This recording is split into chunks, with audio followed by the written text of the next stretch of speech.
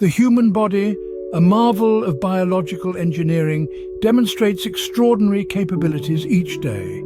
It is a symphony of energy meridians, robust muscles, and lightning-fast reaction impulses. This intricate biological spacesuit that houses our spirit is not easily broken. It is more resilient and intelligent than we often give it credit for. Consider this.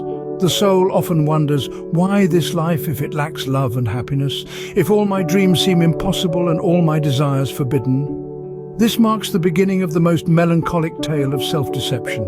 Anxiety and disillusionment become our constant companions, casting a grey cloud over our existence, blocking the channels of intuition, inspiration and energy. When we surrender to self-pity, our invisible flashes of pain gain substance, finding refuge in the hidden corners of our souls and bodies. A thought transforms into an emotion, and thus a disease is born. But our survival instinct kicks in. We fight the disease fiercely, often failing to realize that even a temporary victory won't change anything unless we understand the core of the illness. Disease is your soul's attempt to start a conversation. Want health? Start negotiating. A disease is an informational error, a virus, an incorrect task. Don't deceive yourself. We are an incredible bioprogram, a spacesuit for the soul. Our body is not for diseases. However, it dutifully obeys the commands of the mind. In my practice, there was a patient whose son suffered from agonizing dermatitis. The child, a long-awaited and infinitely loved one, was overprotected by his parents. His only act of rebellion was to scratch, tear at his skin, and release his painful energy. Following advice, the parents sent the boy to his grandparents for the summer. They received back an entirely healthy child.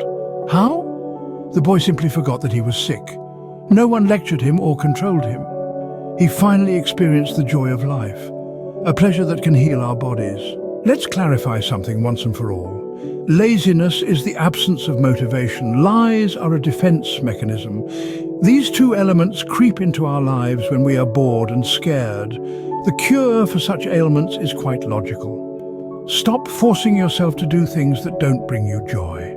By earning money from a job you detest, you end up spending it on doctors and an unhealthy lifestyle. By forcing yourself into relationships out of fear of loneliness, you later spend those hours waiting in line at the endocrinologist, cardiologist, or gynecologist. Disease is a signal to intervene in the architecture of the world.